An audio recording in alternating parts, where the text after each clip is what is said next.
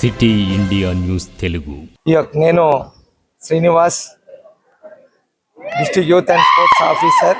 ఈ యొక్క chief ministers cup 2025 and 26ను మనకు శ్రీ గౌరవ సీఎం గారి వలన, అలానే ఎమ్మెల్యే శ్రీ ఎన్ఎం శ్రీనివాస్ రెడ్డి గారు మహబూబ్ నగర్ వలన, అండ్ జితేందర్ రెడ్డి సార్ వలన, అట్లనే మన శివసేన రెడ్డి గారు శాట్స్ చైర్మన్, వీళ్ళందరి వలన మా యొక్క అట్లనే SATS VCMD Shri Soni Baladevi madam గారు, వీళ్ళందరి వలన ఇక్కడ వచ్చినది ఒక కాంపిటీషన్స్.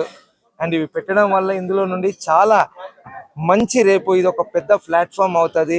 ఎందుకంటే ఇది ఒక నేషనల్ లెవెల్లో ఇవన్నీ మనం నిర్వహిస్తున్నాము.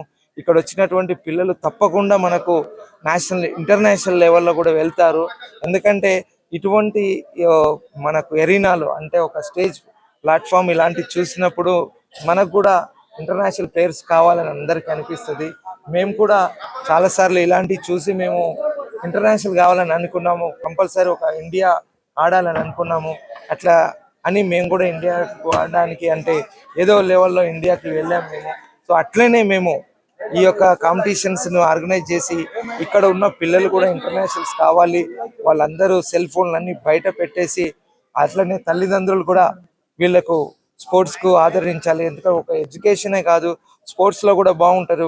ఒక ఐఏఎస్ ఉంటే మీకు ఇది కాదు, కానీ అదే మనకు ఇంటర్నేషనల్ ప్లేయర్ అయినటువంటి నిఖత్ జరీన్ కానీ, అలానే సచిన్ టెండూల్కర్ కానీ, ఇటువంటి ఓల్డ్లో ఎవరన్నా గుర్తుపడతారు.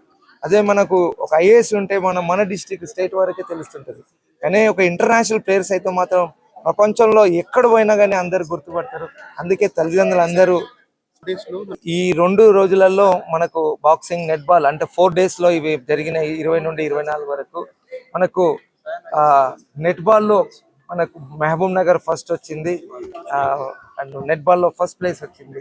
అట్లనే సెకండ్ ప్లేస్లు నల్గొండ అండ్ నారాయణపేట్, నల్గొండ, ఇట్లా వివిధ టీంలు ఇలా వచ్చినవి మనకు.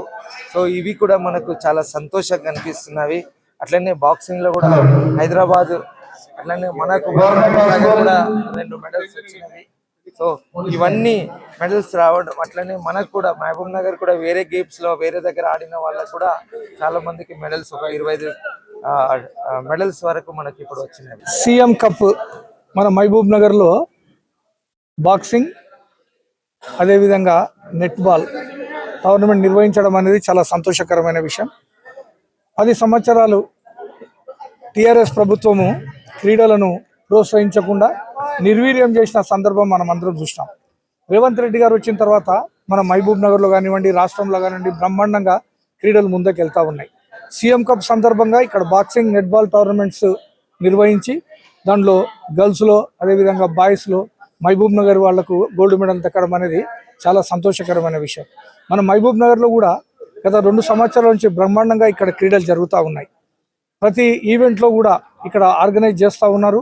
ప్రతి దాంట్లో కూడా gold medals, silver medals, bronze medals ఇక్కడ క్రీడాకారులకు దక్కుతూ ఉన్నాయి. ఇంకొక ముఖ్య విషయం ఏమంటే, రాష్ట్రంలో ఉన్న 4 ముఖ్యమైన వ్యక్తులు క్రీడల్లో మన రేవంత్ రెడ్డి గారు చీఫ్ మినిస్టర్ గారు, అదేవిధంగా ఇక్కడ వాకిటి శ్రీహరి గారు మంత్రి గారు, తర్వాత జితేందర్ రెడ్డి గారు, తర్వాత శివసేన రెడ్డి గారు, వీళ్ళు 4 కూడా క్రీడల్లో ప్రాధాన్యంగా ఉన్న వ్యక్తులు. కాబట్టి మన మహబూబ్ నగర్ను కూడా ఒక క్రీడా హబ్గా మార్చడానికి కొరకు వారు ప్రయత్నం చేస్తూ ఉన్నారు. ఒలింపిక్ అసోసియేషన్ అధ్యక్షునిగా నేను, అదేవిధంగా డిఎస్డిఓ ఎవరైతే మన శ్రీనివాస్ గారు ఉన్నారో, అదేవిధంగా మన ఎన్ఎం శ్రీనివాస్ రెడ్డి గారి ఆధ్వర్యంలో బ్రహ్మాండంగా ఈ స్టేడియంని కూడా తీర్చిదిద్దబోతా ఉన్నాం.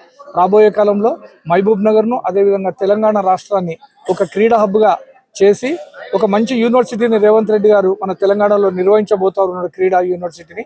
దాంట్లో మంచిగా ప్రాధాన్యత సాధించి ఒలింపిక్స్లో కూడా మెడల్స్ సాధించే విధంగా ప్రతి ఒక్కరు కూడా ప్రయత్నం చేయాలి. మన మహబూబ్ నగర్లో అందరూ కూడా క్రీడలను ప్రోత్సహించి ఒక హబ్గా తయారు చేయడానికి చెప్పి విజ్ఞప్తి చేస్తూ ఈ ఆర్గనైజ్ చేసిన ప్రతి ఒక్కరికి పేరు పేరు ధన్యవాదాలు చెప్తాము.